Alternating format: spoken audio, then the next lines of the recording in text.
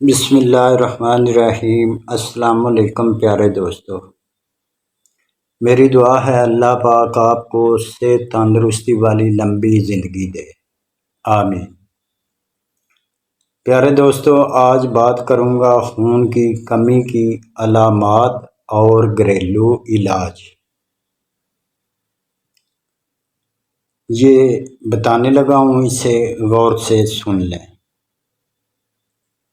अगर ये अलामात आप में पाई जाती हैं तो समझें आप में खून की कमी हो रही है और इसका बर वक्त इलाज ज़रूरी है।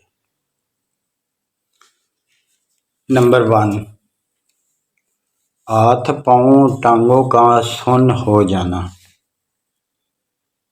नंबर 2, सांस लेने में मुश्किल पेश आना और सांस का फूलना। नंबर 3, चेहरे का रंग पीला हो जाना। नंबर 4, अक्सर हल्का हल्का बुखार रहना। नंबर 5, थकावट रहना। खून की कमी की वजह से होने वाली थकावट आराम करने से भी दूर नहीं होती। नंबर 6, पूरे जिस्म में कमज़ोरी महसूस होना। नंबर 7, दिल की धड़कन का तेज़ रहना। नंबर 8, ब्लड प्रेशर का लो रहना।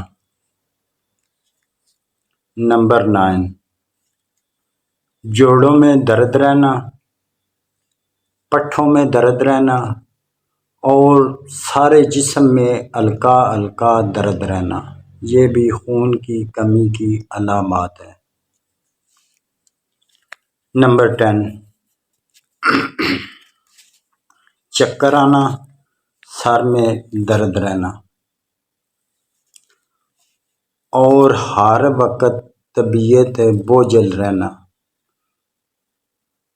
ये भी खून की कमी की अलामात हैं।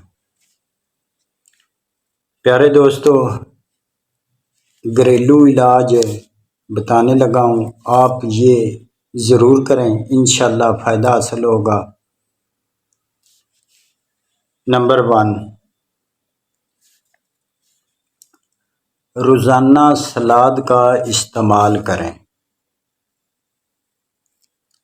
जिसमें खीरा, चुकंदर, मूली, गाजर और बहुत ज़्यादा सब्ज़ियाँ हैं जो आप ज़्यादा इस्तेमाल करें, इनसे इंशाल्लाह खून की कमी दूर होती है। नंबर 2, हर रोज़ फल ज़रूर खाएं, जिसमें ज़्यादातर आप सेब, आलू बुखारा, अनार, आड़ू, आजकल का मौसम है, अमरूद, नाशपाती, जितने भी फल हैं, जितने ज़्यादा हो सकें आप ज़रूर इस्तेमाल किया करें। और गर्म चीज़ों से परहेज़ रखें, चाय, तली हुई चीज़ें, पकौड़े, समोसे, ऐसी गंदी चीज़ों से मुकम्मल तौर पर परहेज़ रखें। नंबर 3, कलेजी का ज़्यादा इस्तेमाल करें, बहुत ही फ़ायदेमंद है कलेजी। ये मुर्गे की नहीं होनी चाहिए, ये ज़हन में रखें। कलेजी का इस्तेमाल ज़्यादा करें। नंबर 4, पानी का इस्तेमाल ज़्यादा करें और दूध का इस्तेमाल ज़्यादा करें। प्यारे दोस्तों, अपनी सेहत का ख़ास ख्याल रखा करें। वीडियो अच्छी लगी हो तो आगे शेयर ज़रूर कर देना। जज़ाकुमुल्लाह खैर।